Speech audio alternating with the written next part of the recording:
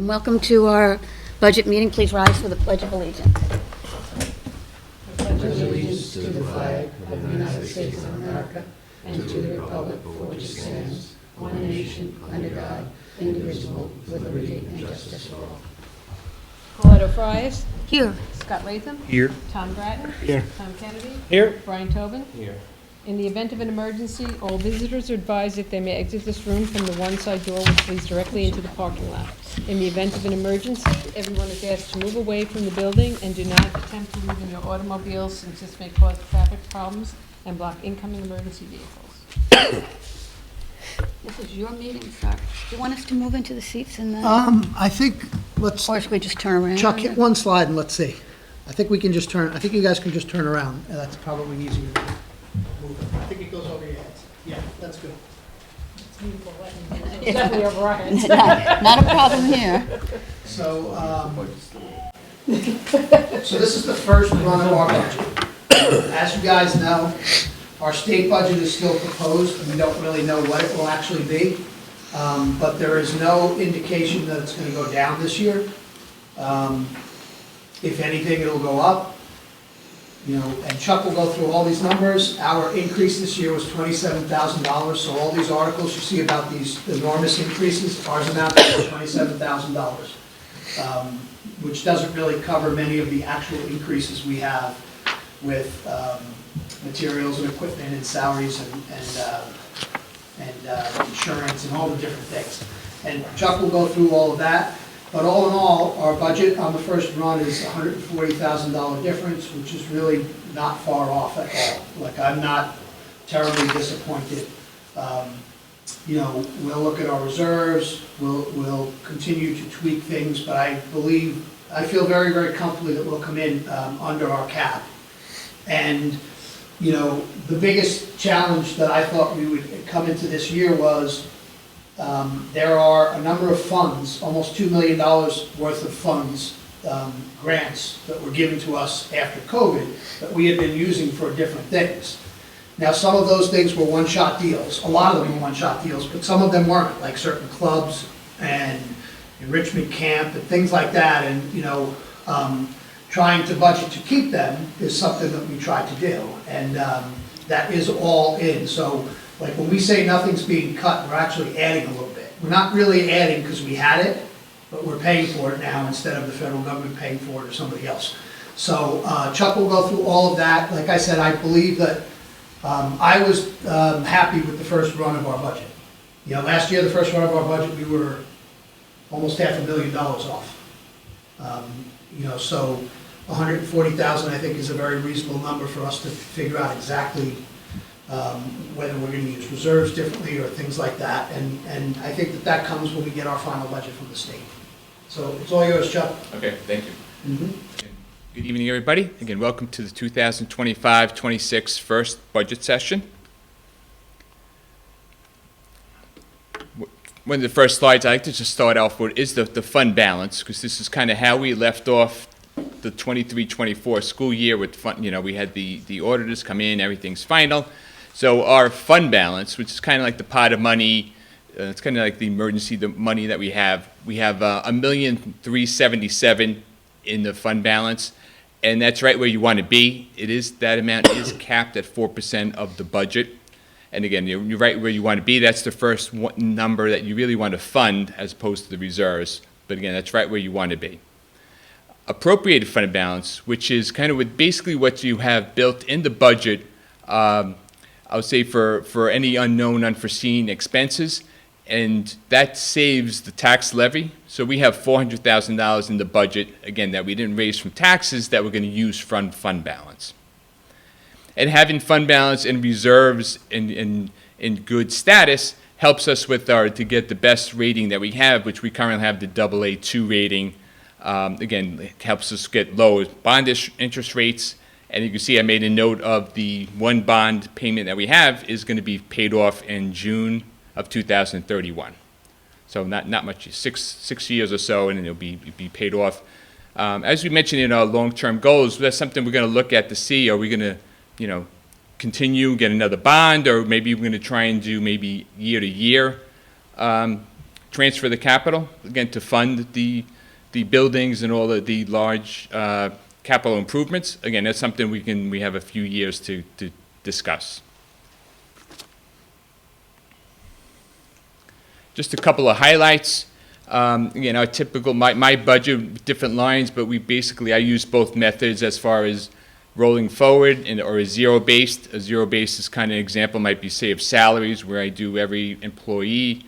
Whereas a roll forward, we give our administrators say supplies or some contractual numbers, and based on, as long as they're spending the money, that's kind of like what we have where they roll it forward. So it's a kind of a combination.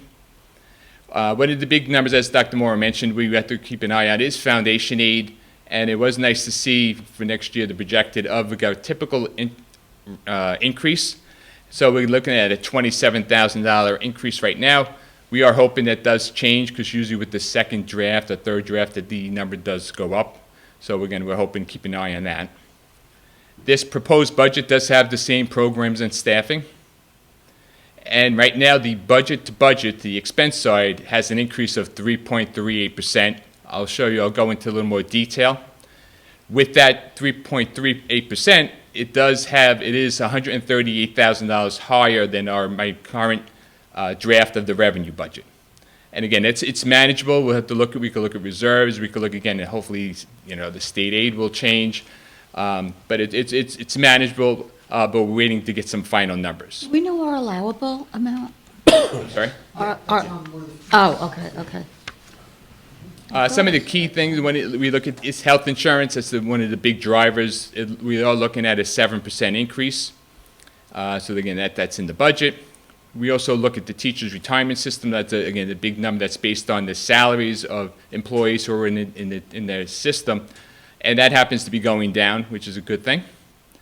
The employees' retirement system, so that's the civil CSEA, that is projected to go up from 17% to 19%. And again, with all these numbers, again, especially with the economy, we're looking at one of the things we have to keep an eye on is the Consumer Price Index, CPI. I think the last number I have is roughly 3%.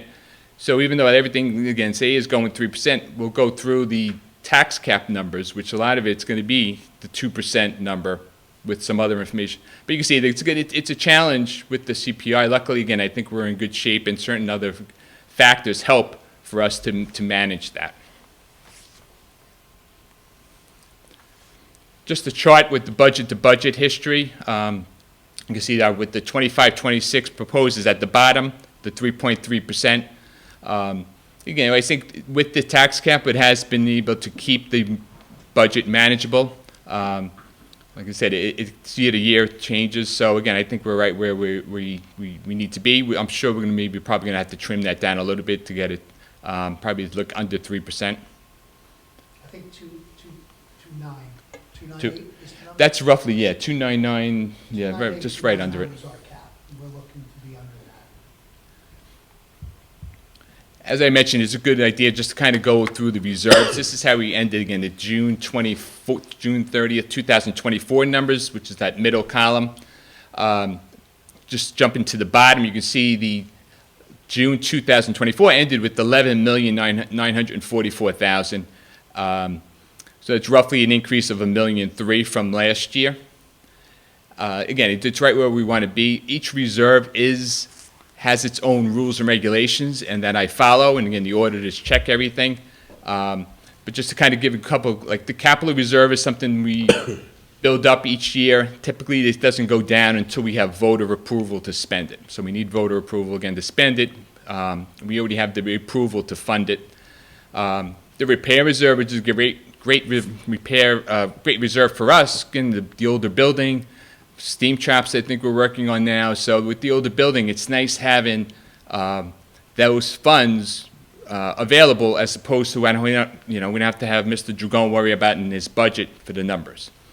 That number is probably at the max where it should be. In fact, I think I foresee it going down a little bit in the coming years. But like I said, we have any kind of unforeseen issues. I think we just want to be ready for anything that comes up. That TRS retirement reserve, again, is just for the TRS salaries. That's a fairly new one. Again, it's limited to like 2% of salaries. Again, we're well within the dollar amount. And same thing, E-rest we've had, workers' comp, same thing. So those reserves, the next couple, those need to be used specifically for those purposes, for workers' comp, unemployment. And basically, it helps so we don't have to raise taxes, and we can offset, if not all those expenses or a good bulk of those expenses, by having those as a revenue source. So in the column all the way to the right, you can see we have a total about $565,000 in the budget where we don't raise taxes, and we lower those reserves accordingly each year, as long as we spend those amounts. And again, we keep a close eye on it. That's what the state comptroller likes to see, is that these reserves are not just put in there and just kept there for, not being used for 10, 15 years. We use the reserves, we monitor them annually, and like I said, I think we're in very good shape with the reserves.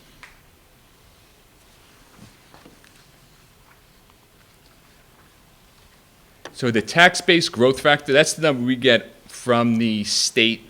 It's a part of we'll go into the tax cap calculation. That's, to me, my understanding, it's basically, I call it the brick and mortar changes and I think there's a lag in a couple of year lag. Next year, looking at roughly a 0.9% increase.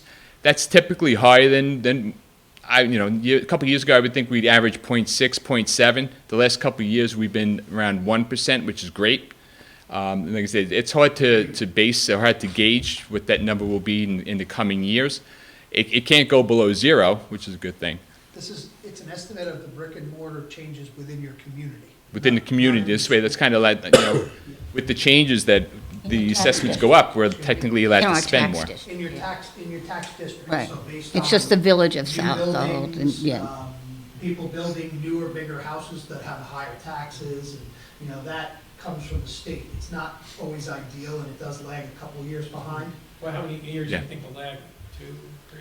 How many years do you think it lags behind? 2 or I mean, at least 2. Yeah, I'd say 2. In a couple of years, I used to be able to find out it's a certain development that maybe caused a lot of it, but lately they haven't been able to give me a specific answer why say where the 0.96 I think came from. They used to give us more concrete, there's payments in lieu of taxes early on when you're doing a lot of that work. So they kind of had a better estimate on when that was coming into your tax-based growth factor. But now they typically give us, those things with no timeline at all. Like they used to say, this is going to end in 3 years. This payment of taxes, in lieu of taxes, that you're going to get will end in 3 years. Then we knew that was going into our tax base. They've stopped doing that about 3, 4 years, 5 years ago, maybe. Right, yeah. Yeah, and that makes it harder for us to predict. That's why we take those payments. What are they called again? The in lieu of taxes ones? Payment in lieu of taxes. So that's why we apply them to next year's budget instead of this year's, because we don't have any prediction on what they're going to be. So we lag them a year behind, otherwise we're guessing. And if you guess wrong by 200 grand, you're in trouble. Thanks. The other factor with the tax cap, again, I'm going to go through another slide with the calculation, but the consumer price index, CPI, for next year is at the maximum amount of the 2%. It's been 2% for quite a few years. And it's one of those things you have to be careful, because, I mean, if the consumer price index number is, say, close to 0, like, say, in 2016-17, it really affects the budget. So again, we've been lucky with the 2%, but it's just something you have to keep an eye on, because sometimes I always think of, if there's a perfect storm, low tax growth, low CPI, and you have other salaries and amounts, benefits still going up, it'll be a very difficult year. Especially because they cap it at 2. That's why you notice nothing goes over 2. So when we had those years where we had 4, 5, and 6% CPIs, we were at 2. And you never make up that 4%. Yeah, there's no mechanism to kind of Cost of all help. your goods went up 6%, you got the 2%, and then next year, even if it's 0, you're still 4% off, So it's a tricky, when we have a really bad year, and then you end up with something that's very low, you end up with a big gap. And those you have to, that's why reserves help, that's why planning for a lot of these different things puts you in a good position. Was 2012, 2013 the first year of the tax cap? Yes, Okay. I think it was. Thank you.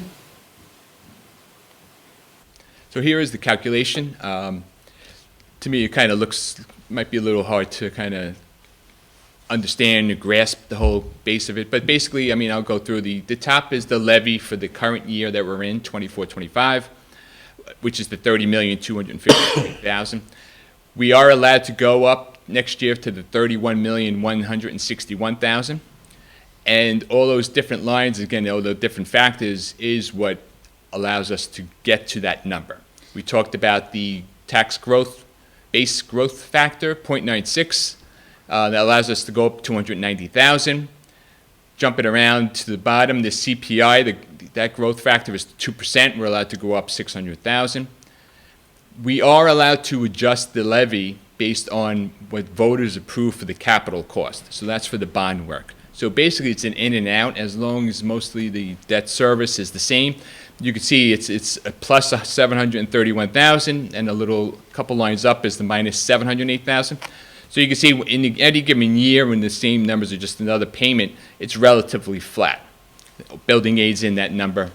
What is that 708,000 represent? What is the 780,000?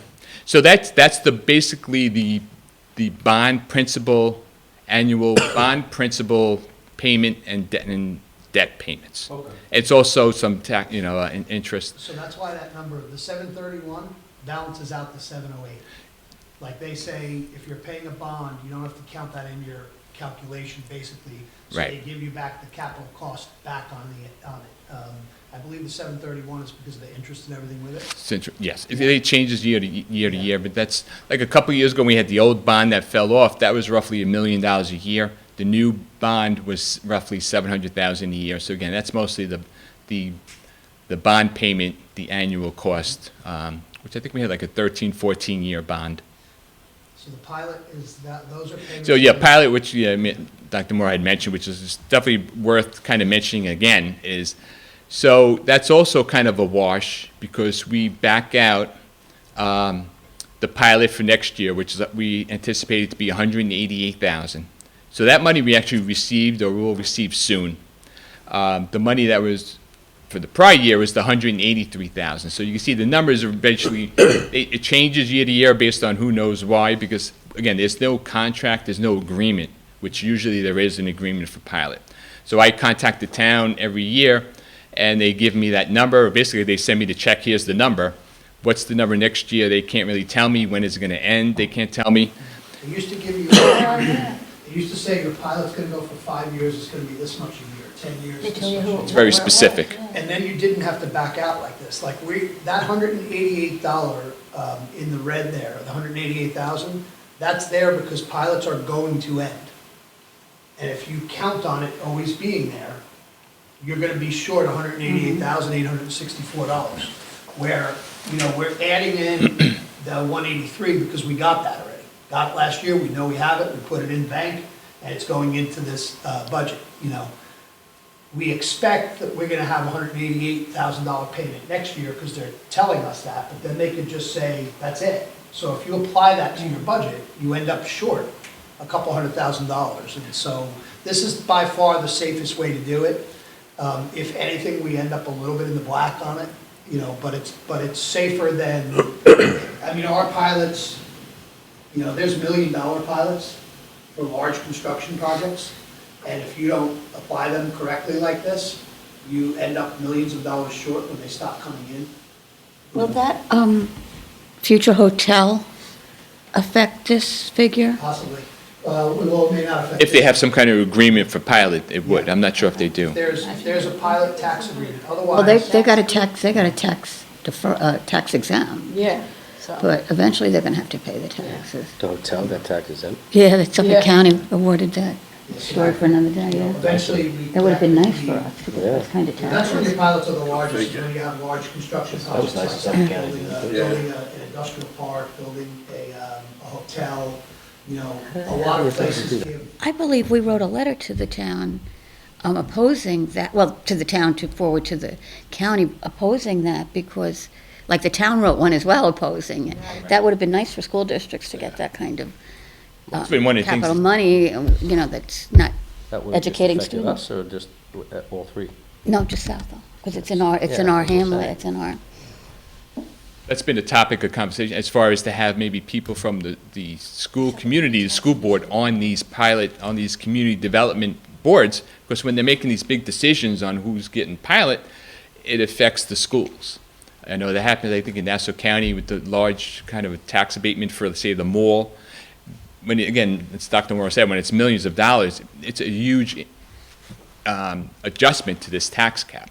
Again, it's worth, when the pilot came on that first year, there was a fairly decent drop in the amount that we had to go out to tax levy.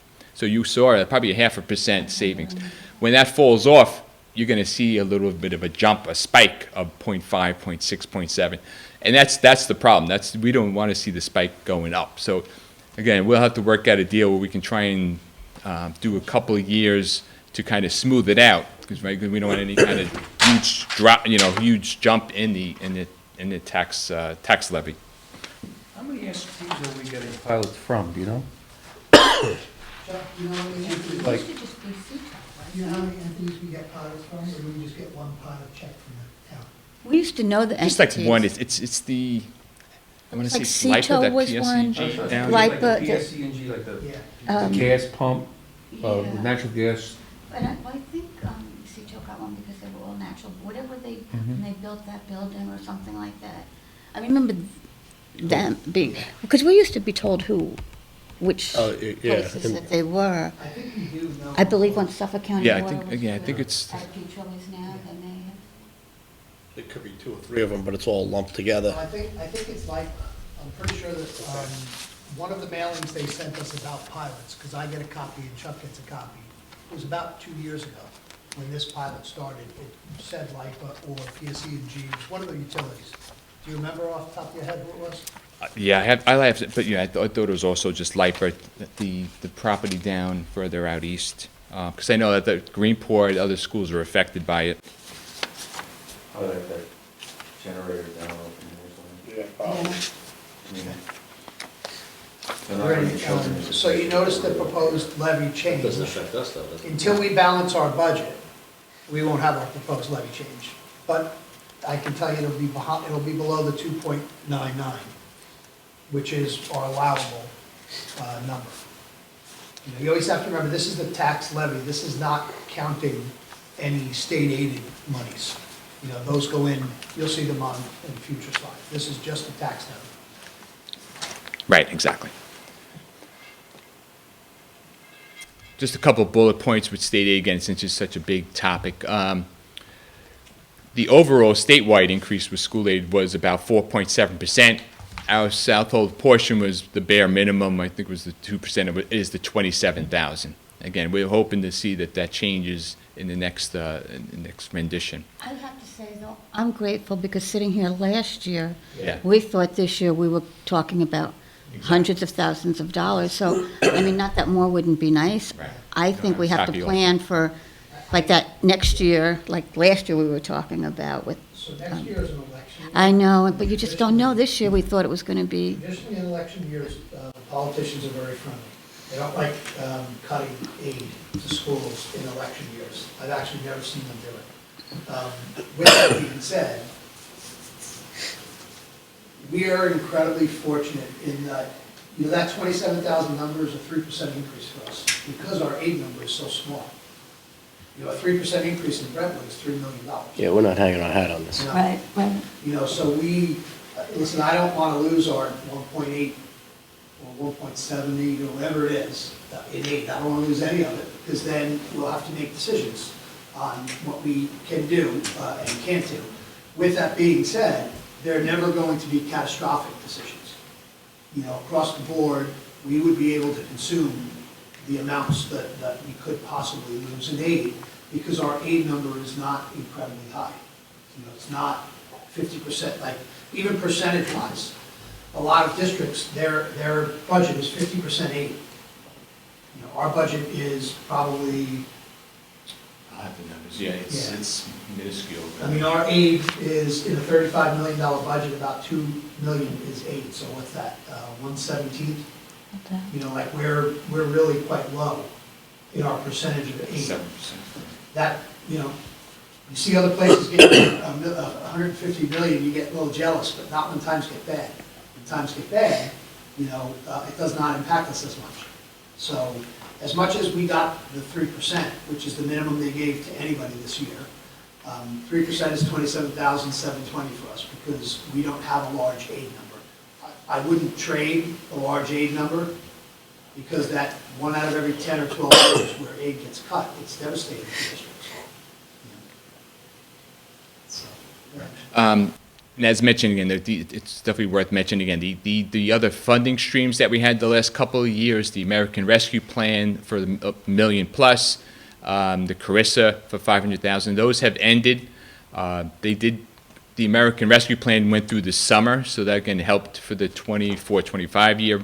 But again, in fact, I think the state warned schools about that kind of the falling off the fiscal cliff. That now that money's gone. Luckily, we did it for kind of, I don't want to say one-time purposes, but we have to look at the certain programs. But a lot of districts hired staff. So now that, you know, next year when this money's gone, they have that, not only do you have the normal increases, they're going to have these additional staff problems.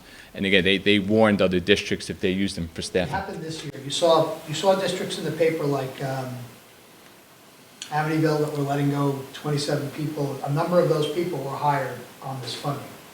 There were a handful of districts that did that. They told us not to do it, and the truth is, you know, it's kind of rule of thumb, you never really want to hire people on grants, especially grants that are not, you know, there are some grants, like for reading, that are Title I, that have been forever, and they're never going away.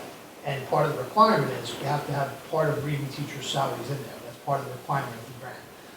Aside from those, you don't really want to hire people in grants, because grants go up and grants go down, and when things get bad, they cut grants. And, you know, there are places that were devastated by it last year. You guys read the newspaper articles. You know, those districts that were eliminating 27 teachers and 47 teachers and all these different, many of them were hired through multi-million-dollar grants that they got that then went away. We did not have any people in these two. The 1.7 million here, we utilized to upgrade facilities, to do, to add labs, like, you know, gaming room, and to do these different things that we don't have to replace every year, that we can upkeep throughout. And, you know, there were years where we added clubs in them, but then transitioned them into our budget the next year or the year after. You know, so very, very little of what we used this for was recurring. Probably less than, probably around 50, 60,000. Like, there was not a lot. I mean, the tennis courts were in there. There was not a lot of recurring monies that were used in this grant because we knew it was going to end. You know, and who wants to run a really good program for 2 years and then get rid of it? You know, it just doesn't make a lot of sense. So these do go away though, and it's 1.7 million over the last 4 years that we had. We planned for it, we're prepared for it, and it's not going to impact us adversely. Just 2 slides on revenues, line by line. Again, we talked about the tax levy. So right now, in the revenue budget, I have the change of 903,000, which is slightly under the cap of the 3%. We talked about the pilot. That's in the revenue budget. You can see the state aid here. I have it going up about 65,000. The other big pieces are BOCES aid. So the other aids are expense driven. So we've seen a large increase in BOCES expenditures. So with that, there is the following year we get BOCES aid. So I'm keeping an eye on it because that was always relatively flat because we basically spent the same. Now we've been spending quite a bit more, so that number's going up. And that, again, that does have the foundation aid in there. Some of that is the result of the tech person that we contract through BOCES now instead of having an in-house person. Yeah, that's the main driver. And there were also a number of services that we paid directly to a company that you can now contract through BOCES and get aid back. And on top of it, BOCES does all of your Ed 2D compliance and all of your regulatory, checks on all of these companies. When they put them on the list, they have a citation next to it telling you that they've been checked and, you know, so it's more prudent to, especially as we increase the use of technology in schools and the Ed 2D compliance laws become more rigid and more strict, it's more prudent to utilize BOCES services. We get aid back, and that's why our aid number, you know, you see it as 65 when we're only getting an increase of 27. 27 is foundation aid, 65 is overall aid. The rest is reimbursement because of services that we purchased. You know, sometimes we get a better price, but we always get aid back on it. You know, so it's not that we're just purchasing a lot more stuff through BOCES. Some of the things we're purchasing, we've been purchasing forever. We just didn't do them through BOCES. We went with a straight contract with the company. Now we try to go as much through BOCES as we possibly can, you know, to maximize the aid we get back. So it's a slight increase in shared services revenue, a little bit increase in shared sports. The NGROTC, a little bit more. We've been spending more with busing, so that's the amount that we get from the other districts for the shared staffing, for the shared students for that program. And we also, so we have kept the flat is the federal portion of the aid. So basically, we run that program, and everything above and beyond, it's split evenly based on enrollment. So again, at the federal aid portion, that's tough to calculate, but as of now, basically, we receive roughly that amount. Tuition, so that's what we get for the students' tuitions. It has seen the drop, and that we're just trying to keep an eye, because we don't want to be, I'll say, what's the word, kind of controlling from that tuition stand, because as the enrollment goes down, that's going to just affect the budget. So I'm going to try and be less reliant on tuition, out-of-district tuition.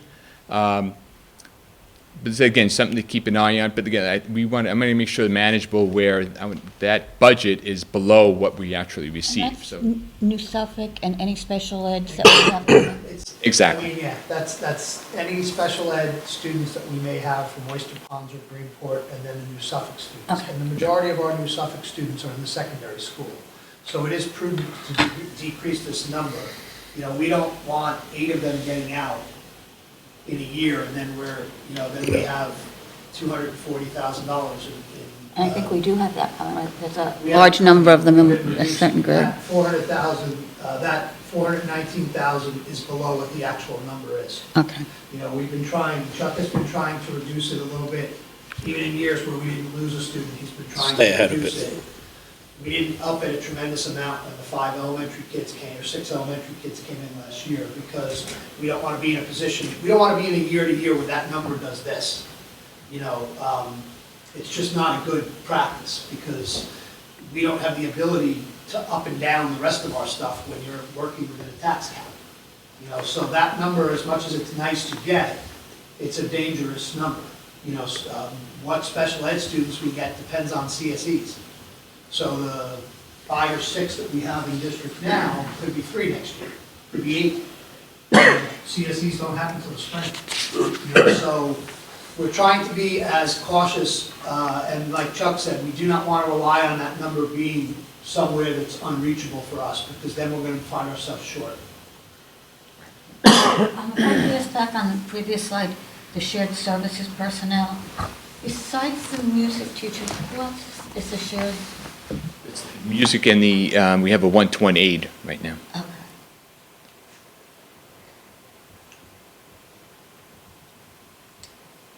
We share with Greenport, I'm assuming? We share with Greenport? No, I think it's New Suffolk, because they okay. require Okay. in their IEP. Appropriate fund balance, which we used, that balances the budget. I kept it the same at 400,000. Same thing with the reserves, fairly close to it. Reserves is something you got to keep an eye on. We mentioned there's a little bit of flexibility, but we don't want to use all our reserves, like I say, because that money is used for that purpose, and we are within the guidelines of the balances in there. So just something we keep an eye on, and then kind of just again use what works best for us. Miscellaneous had a decent increase. That was mostly, I believe, interest earnings. Bank account interest is from years ago was minuscule. It's starting to creep up, so there was a pretty big spike in interest, so that was mostly the interest cost. So in the bottom, you can see our total revenue budget, again, which is right now not balanced, of $35,560,000, an increase of $1 million, and right now we're looking at the 2.98%. So like I said, that you can see the difference between the 2.98 and the 3.3 so for the expense side, which we'll get into. So this is the one page for the expenditures. Again, the top, the salary and benefits obviously is the main drivers in any budget, to 28 million. We're seeing an increase in salaries based on contractual data is the 3.32%. Benefits, which is mostly the health insurance, that's driving the 4.36% interest. Again, with the benefits, I look at it each person, and I look at you do have to be careful. People changing, going from going from single to family, or somebody maybe who's getting the buyout, they switch to insurance, which is a little more expensive. So there's a little bit of flexibility in there. But again, that's trying to keep it manageable. Transportation had, I think, roughly a 3.9% increase. But like I said, we have two runs in there of unanticipated, because it happens all the time. Sometimes in the BOCES program or some other cost that it comes up. So we just reduce the cushion for the potential cost. Sometimes we have to, for medical, there's reasons we have to go transportation. So I'm just trying to basically just kind of cut it back, as We have a make it a little 2-year tighter. contract because they increased it so much last year. They were going to spread it over the 2 years. We only do one-year contracts with transportation, but we had an agreement, and that the number there we're doing this year is within. It's reflective, okay. Yeah, it was either the 34% for a year. Yeah, that's what it was. Two 17s, and then now we're at what? 3.9% Yeah. is this. So we did our 2 big years, because they were really their Yeah. numbers were off in what they were charging. And they came in after we put our budget to bed, I think, Well, too. that was the problem. They gave us the number late, But we got through those 2 years, and now we're at a 3, they were true to their word in that we're not at 17% again this year. Okay. We're at that 4% number, 3.9, whatever it may Right, be. yeah. And if those are our number increases going on for transportation, then we're doing well. Okay, so BOCES is in, is that large increase I mentioned. Technically, not necessarily new programs, but again, it's probably reduction in salaries in there and so forth. So it's kind of more like a reshuffling. You can see our debt service, the bond payments, and there's some transfer to capital in that amount, interest. So that's, again, minuscule, relatively flat. The amount that we pay for out-of-district tuition, we actually decided we cut back basically a half a person contingents. We've had, based on IEPs, we have to be careful, but we've been looking at the enrollment, and we feel comfortable just lowering it a little bit more towards closer to actual. Equipment's relatively flat. Operation and maintenance, same thing, nothing too bad, just a little bit of increase. I know next week we get more into detail with the administrators come in, more information on line by line. And then just grouping the other categories like supplies and contractual, again, a relatively modest 2.3% increase. For a total right now where we stand of a budget of $35,698,000 and change, a 1.1 million increase, and right now it's 3.38%. And again, as we mentioned, that right now we have a budget difference of 138,600. Again, we feel comfortable, but to bridge that gap, we're just waiting to get some more information from different factors to kind of, before we kind of come up with a balanced budget. I'm not going to go through this, just kind of each year I put this into slides. This just kind of goes to what those specific reserves are for. And again, we follow them, our auditors check us. And again, what's important, a lot of the ones that we can, we increase them, we use them, we fund them back and forth, which is again what the state controller, what the comptroller wants. Just some budget dates, as mentioned. The next week we'll have the administration, the admin presentation. April 9th is a budget meeting.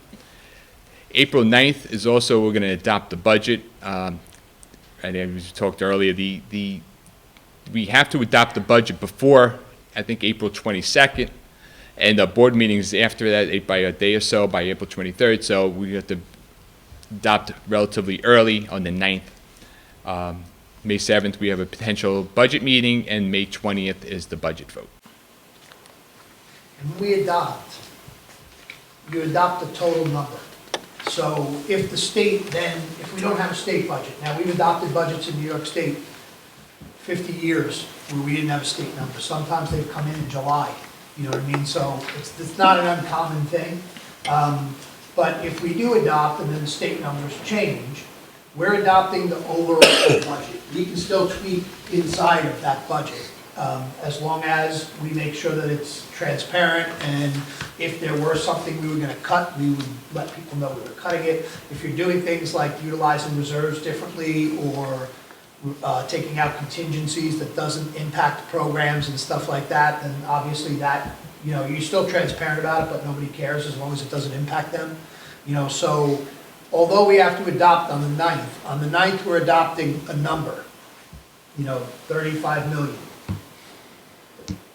When the state then says, we're gonna give you 25,000 instead of 27,000, more 80, we then tweak by a couple thousand within our budget. You know, if the state budget comes back and they take money away, then we tweak within our budget.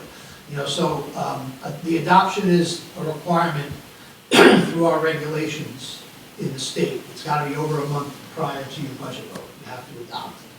Our April 23rd budget meeting is less than a month before our budget vote.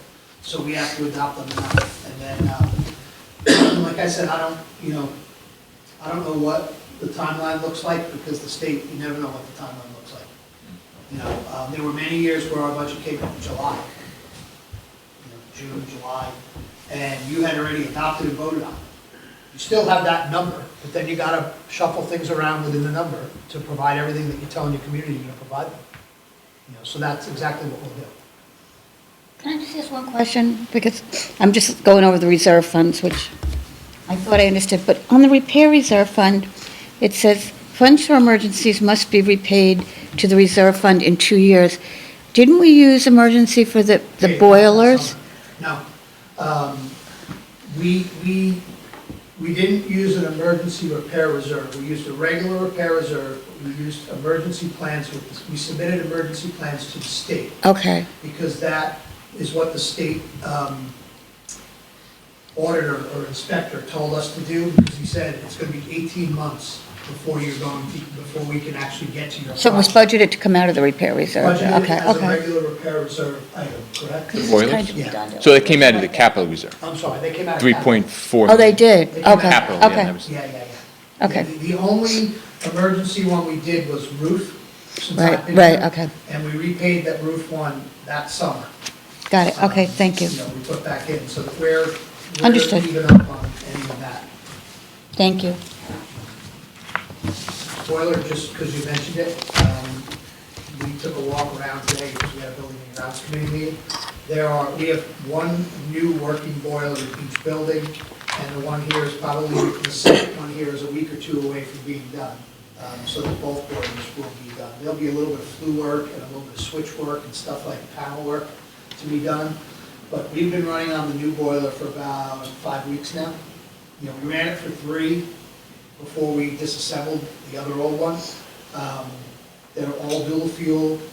They should be more efficient, and they'll certainly be more reliable. What do you think we're gonna see returns on, like, probably take a year or two Yeah, to see what yeah, the efficiency ratings? yeah. And a lot of it also has We're to gonna do. try and track it, yeah. Yeah, it has to do, some of it has to do with how cold it is, because the elementary school, like that really cold week where we dropped below, anything below 20 degrees, is it? Anthony will be able to tell you, but I think it's 20. Anytime you're projected to go below 20 degrees, they tell us we have to get off gas and get on oil. Now, this building is grandfathered in because of its age, but that one's not. So there's times where we have to switch over, they tell us by 2 a.m. We don't have anybody here at 2 a.m. So before the last shift leaves, we switch our boilers over to fuel oil. Fuel oil is more expensive to burn than gas is. So it's hard to get an exact number. We should be able to tell somewhat whether there's been savings, but if you have a really cold winter and you're using a lot more fuel, oil, than you are natural gas, that's gonna skew your numbers a little bit. You know, so we'll try to put all that together and figure it out. They did tell us they'll be more efficient. I can tell you that even when you walk down into that boiler room, you know, the old boilers, it sounded like a motorcycle was running, like they were loud, and they were not bad, it's just the way they ran. These ones, you can barely hear them running. You know, it pretty much sounds like the boiler in my house when the burner kicks in, and, you know, we're hoping they're more efficient, really, we're hoping they're more reliable. You know, we had boiler problems each of the last 3 years, and we had boiler problems a couple of times this year when we were working on just the old one. We just happened to have a whole boiler crew here, so they were able to fix them for us. You know, they were here installing, and they were able to do what to fix it, so. That's all I have. Any questions, or? Thank you. Do we need a motion to adjourn?